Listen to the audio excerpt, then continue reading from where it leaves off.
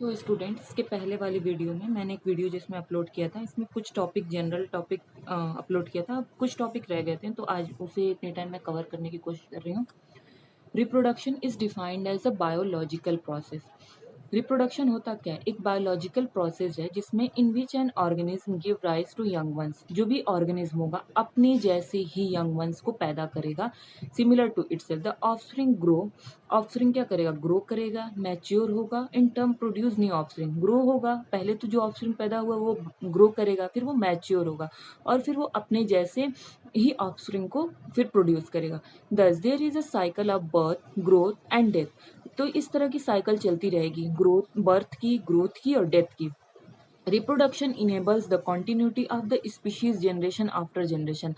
सो ये क्वेश्चन इस तरीके से पूछेगा कि ऐसी कौन सी चीज़ है जो कि कॉन्टिन्यूटी को बनाए रखती है जनरेशन आफ्टर जनरेशन? वो रिप्रोडक्शन है। You will study later in chapter 5 principle of inheritance and variation, how genetic variation is created and inherited during reproduction.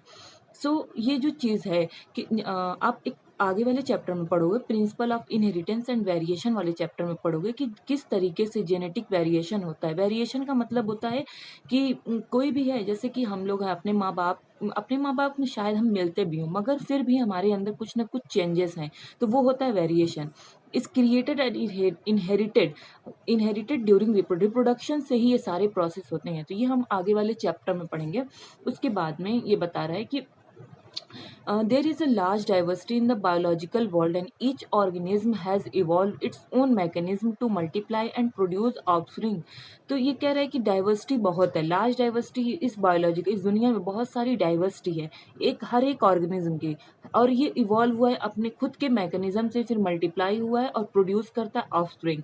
The organism habitat. देखो कौन कौन सी ऐसी चीज़ हैं जो कि फैक्टर ऐसे कौन कौन से हैं, जैसे कि ऑर्गेनिज्म का हैबिटाट हो गया, उसकी इंटरनल फिजियोलॉजी हो गया, and several other factor are collectively responsible for how it reproduce. कोई भी ऑर्गेनिज्म रिप्रोड्यूस कैसे करता है, ये 3 फैक्टर्स पर डिफाइन कर, जिसको आप हाईलाइट कर लीजिए। ऑर्गेनिज्म का वो हैबिटाट हो गया, उसकी इंटरनल फिजियोलॉजी हो गई, एंड और भी कुछ फैक्टर्स हैं। Based on whether there is a participation of one organism और two in the process of reproduction. It is of two types. When offspring is produced by single parent with or without the involvement of gamete formation, the reproduction is asexual. Asexual reproduction का मतलब हुआ कि parent जो होगा वो single parent भी asexual reproduction कर सकता है, या तो इन्वॉल्वमेंट हो गैमीट का या गैमीट के बिना ही asexual रिप्रोडक्शन हो सकता है। When two parents means opposite sex participate in the reproductive process and also involve fusion of male and female gamete, it is called sexual reproduction। तो क्या होता है कि अगर दो पेरेंट हैं, एक अपोजिट सेक्स का मतलब मेल और फीमेल हो, participate in the reproductive process, और रिप्रोडक्टिव प्रोसेस में पार्टिसिपेट कर रहे हैं, तो इस फ्यूजन होगा मेल और फीमेल का, तो उस फिर गैमेट बनेगा। It is called sexual reproduction. किस तरीके से होता है मैं थोड़ा सा बता देती हूँ कि यहाँ पे एसेक्सुअल रिप्रोडक्शन किसको कह रहा है। एसेक्सुअल में क्या होगा? एसेक्सुअल रिप्रोडक्शन में यहाँ पे single parent means single parent, या तो मेल हो फीमेल हो कोई फर्क नहीं पड़ता, या तो उसका इन्वॉल्वमेंट हो गैमेट में, विद और without gamete, involvement of gamete. Asexual में कोई जरूर नहीं है। लेकिन अगर हम सेक्सुअल की बात करें, सेक्सुअल रिप्रोडक्शन की बात करें, तो यहाँ पे क्या दिया हुआ है कि the reproductive process also involve fusion of male. यहाँ पे एक गैमीट होता है, गैमीट का फ्यूजन होता है, जैसे कि मेल और फीमेल। सपोज करो ये जो है एक गैमीट है फीमेल का, ये फीमेल गैमीट है और कोई मेल गैमीट है। जब ये दोनों फ्यूज करेंगे, ठीक है, fusion of male and female gamete, it is called, इसको हम सेक्सुअल रिप्रोडक्शन कहेंगे। Sexual reproduction. ये दोनों गैमीट मिलके क्या बनाएंगे? जाइगोट का फॉर्मेशन करेंगे। यहाँ पे जब दोनों गैमीट आपस में मिल जाएंगे तो ये जाइगोट बनाएंगे। सेक्सुअल रिप्रोडक्शन इस तरह होता है, मेल गैमीट फीमेल गैमीट दोनों मिलके जाइगोट बनाएंगे और फिर हो जाएगा सेक्सुअल रिप्रोडक्शन। यही फर्क है इन दोनों प्रोसेस। इसमें कुछ ज्यादा है नहीं, बस इसमें जितना मैंने पॉइंट्स को हाईलाइट किया हुआ है वो सारे पॉइंट्स हाईलाइट कर लिए। मतलब इसमें ज्यादा से ज्यादा पूछेगा इस ऑर्गेनिज्म, मतलब कि कौन कौन से जो फैक्टर है वो फैक्टर अफेक्ट करते हैं ऑर्गेनिज्म के। हैबिटाट हो गया, इसकी इंटरनल फिजियोलॉजी हो गई, और भी कुछ अदर फैक्टर हैं जो कि इसमें इन्वॉल्व होते हैं। और अगर इसके बाद भी क्वेश्चंस किस तरीके से पूछे जाएंगे, अगर पूछे जाएंगे तो यहाँ पे है अब मैं बता देती हूँ कि एनसीईआरटी के हर एक लाइन से अगर क्वेश्चन बनते हैं तो किस तरीके से बनते हैं। यहाँ पे एक मैं ये पेपर ले रही हूँ, किस तरीके से यहाँ पे पूछा गया, which of the following statement is correct, इसमें से कौन सा जो कि स्टेटमेंट है वो करेक्ट है, ये आपको बताना है। ओके, सो इसमें करेक्ट ऑप्शन है all the individual of a species have exact the same life span, and second is smaller organism always have shorter lifespan and vice versa. Then a lifespan of organism is the time period from its birth to its natural death. No organism may have lifespan of several hundred years. So इसका answer क्या होगा, इसको जरा गौर से देखिए, मैं इसको ठीक कर देती हूँ। इसका आंसर क्या बनेगा इसका, इसमें से सही क्या, विच ऑफ द करेक्ट, तो करेक्ट क्या लग रहा है, इसको गौर से देखिए, इसमें से करेक्ट, ये अभी एनसीईआरटी की ही सारी लाइन है, तो इसमें से करेक्ट कौन सा है, करेक्ट है सी वाला ऑप्शन।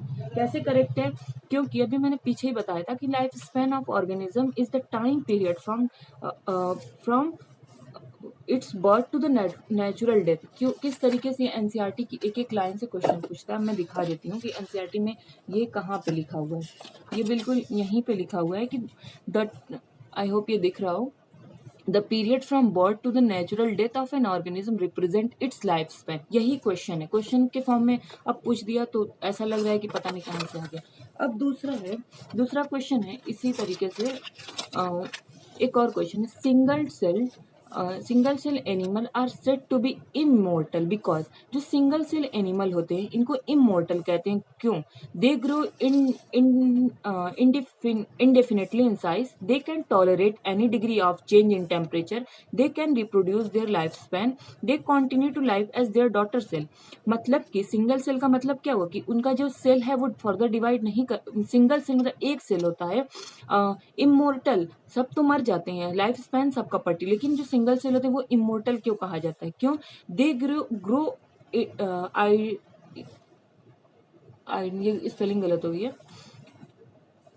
इसको ठीक कर लीजिएगा, they can tolerate any degree of change in temperature. ये सही है या इसमें से क्या सही लग रहा है, क्योंकि ये सिंगल सेल के बारे में कह रहा है कि सिंगल सेल क्यों, क्योंकि सिंगल सेल जो होते हैं उनमें क्या होता है, उनमें ये होता है कि वो कंटिन्यू कर सकते हैं लाइफ को, they continue to live as their daughter cell, तो ये वाला इसमें सही हो जाएगा। क्यों, क्योंकि ये एक सिंगल सेल फर्दर डिवाइड करके 2 में बना लेगा, फिर ये डिवाइड करके 4 में, इस तरीके से इसका डिवीजन होता रहेगा। अब which of the following has the longest life span, अभी पीछे दिया था 1.1 पर एक हमें कुछ फिगर्स दिए हुए थे जिसमें से हमें फाइंड आउट करना था कि इसमें से कौन सा है जिसका लाइफ स्पैन कितना है, इसका कितना है, लेकिन इसमें अगर चार ऑप्शंस दिए हुए हैं तो इनमें से हम किसे, इनमें से अगर हमको बताना हो तो हम क्या बताएंगे कि क्या है ये, तो इनमें से हो जाएगा ए वाला, बैनियन ट्री। ओके, क्योंकि बैनियन ट्री 2000 से 200 टू 300 तक होता है, तो ये बैनियन ट्री हो जाएगा। उसी तरीके से इसमें है, select the option which arrange the given organism in ascending order. Ascending order में हमें इसको अरेंज करना है, मतलब कि सबसे इसमें सबको गौर से देखना है और फिर असेंडिंग ऑर्डर में इसको बताना है। तो असेंडिंग ऑर्डर में इसका ऑप्शन ये वाला होगा, क्योंकि अगर आप यहाँ पर देखें, अगर इसको आप गौर से देखें तो आप सारे क्वेश्चन खुद ब खुद सॉल्व कर सकते हैं। एलिफेंट का लाइफ स्पैन, रोज का, डॉग का, इन सब का लाइफ स्पैन देखने के बाद उसको खुद से आप असेंडिंग ऑर्डर में करने की कोशिश करिए। तो ये टॉपिक मैंने एक जनरल पॉइंट्स कंप्लीट कर दी विद क्वेश्चन, विद एमसीक्यूज के साथ, कैसे एमसीक्यू पूछे जाते हैं और लाइन बाय लाइन, और किस तरीके से ये लाइन में कहाँ पर होते हैं। So thank you so much guys, please ऐसे ही बताइए, देखते रहिए मेरा चैनल।